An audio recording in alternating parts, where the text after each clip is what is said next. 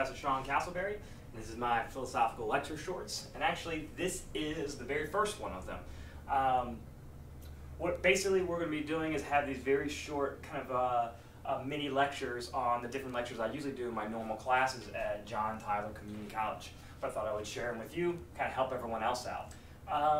Today's lecture is actually on what is philosophy. This would be one that I would be giving at my, in any of my normal classes, whether it's ethics, philosophy 101, even maybe even logic class. Just as nice on the first day to give an intro on what philosophy is. A lot of people who take my classes don't really know it. So let's get started on this first part here. The basic question we should ask would be this, is what is philosophy? What is philosophy? Okay, now, typically I would ask this question with students in the class, but since it's just me here, I'll kind of have to answer a little bit for you. Now, typically, when I ask this to anyone, they would give answers like, it's a certain set of opinions that someone holds, or there's certain like political philosophy or religious philosophy, something like that. And in some uses of the term, that is correct. Others say, well, and which is getting more closer to what we're going to be talking about, is philosophy is about the most general of all generalities, okay? Which basically is we try to get to the most general idea possible. There may be some truth to that. Others say it's just plain BS, that basically we can say whatever we want as long as we believe it and it's true. There may be some philosophers that say something like that, but philosophy in general I don't think is quite that. I think one of the best places to start actually would be with the ancient Greeks and how they thought of philosophy. And this is, in most typical philosophy classes, most teachers would probably present this to you, about where the word philosophy actually comes from. So let's put this up here. We have philosophy, and it actually comes from two Greek words that are put together. One of them is philia, which is one of the many Greek words for love. And the other one is Sophia, okay, which is the Greek word for wisdom. Okay, if you're in my history of philosophy class, or you're taking anything on Socrates, you'll see Sophia. You also see a group called the Sophists, which actually basically means wise men. Now, the word sophist actually becomes something of a kind of a critique or a name you don't want to be called, but we'll get there later. So, what philosophy actually literally means is the love of wisdom. Okay, love of wisdom. And if you're a philosopher, then you are one who loves wisdom. You are a lover of wisdom. That's what it means to be a philosopher. Now, we could probably talk about love and what that means all day, but the one thing we really should concentrate on is wisdom. And okay, I love wisdom, or you're a lover of wisdom, but what is wisdom? Now, some people say things like this, well, wisdom is knowledge, knowing things. Maybe wisdom is knowing things, but as we'll start to see in philosophy, when we say wisdom is knowledge, my next question will be, well, what is knowledge? Okay, well, then someone may say, well, then it's truth. Knowledge is knowing the truth. Okay, well, that's good. Maybe it is knowing the truth. But in philosophy, we'll see, well, what do we mean by truth? Some may say fact, but we can still ask the same question. Obviously, we are trying to dig deep into life in some way, trying to figure things out. Now, what are those things we're finding out?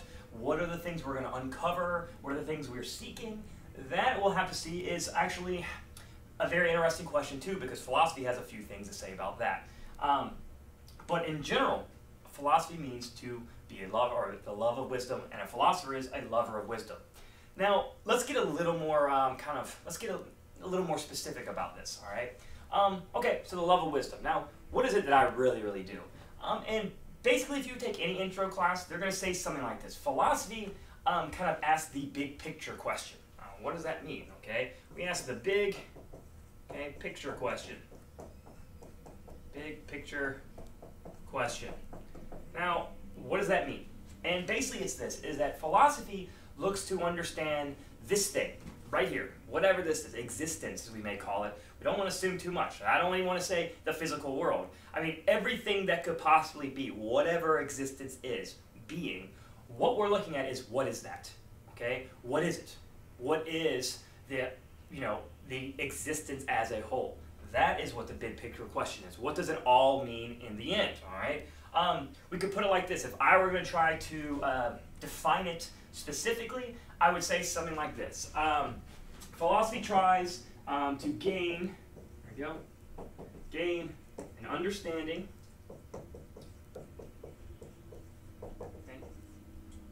of existence as a whole. All right? To gain an understanding of existence as a whole. All right? A few things in here. I kind of already alluded to this existence thing. What is existence? And the best I could do right now without assuming, we'll see philosophers do their best not to assume, okay? This thing, whatever we're in right now, it includes me, it includes you, it includes everything in this room, it includes whatever's in your room, it includes the sun, it includes the trees out there, it includes the universe, it includes even things past the universe, if there are those things. It includes concepts, it means everything, okay? Whatever that is, we want to understand it as a whole. Now, what does it mean to understand it as a whole? Basically this, we want to understand it in completeness, in its totality. What does it all mean, and the end-all be-all? What is everything? That is what philosophy, I think, as its major goal tries to do.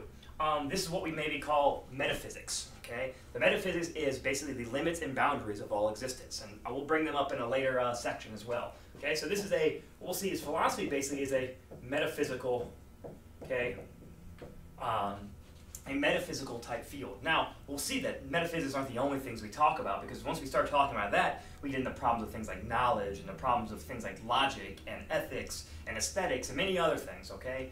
But for right now, we can keep it like here. To also help with this idea, we might be interested to bring in an ancient Greek philosopher named Aristotle. Many of you probably heard of Aristotle. He was taught by Plato, who Plato was taught by Socrates, and Aristotle also taught Alexander the Great, okay? Aristotle claimed philosophy did this. Philosophy was an attempt to get to the things in themselves, okay? Let's see, to get to the things, okay, in themselves, okay? Now, what does it mean by that? And actually, there's been a lot of philosophers since this time period who reinterpreted and reinterpreted and reinterpreted over and over again. But the basically Aristotle wants to do, and this is not just him, but even most Western philosophers who come after him. One of the big things philosophers have tried to do, okay, is to kind of get opinion out of the way, get human opinion out of the way. When we talk about getting to the things in themselves, whatever it may be, maybe this object in front of me, one problem is human opinion always comes in. To me, it may look like this. To you, it may look like that. And to the third person, it may look like something completely different. To get to the things in themselves is to in some way be with the thing itself and not have any opinion, to get it one-to-one, exactly right. And it's in kind of a perfect, almost a perfect relationship between me and the thing, without me kind of muddling up and making it look different.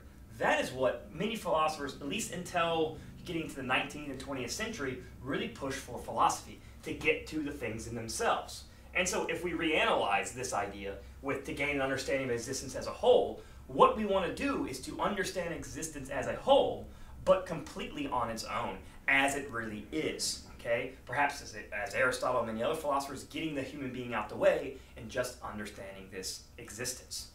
It sounds like a really big project. It sounds very difficult too. Now, this is the point in my class I usually would ask this question. Do you believe that's even possible? Is it possible to even gain an understanding of existence as a whole, and not only that, to actually gain it in this kind of this perfect way Aristotle seems to want to achieve, as well as many other philosophers?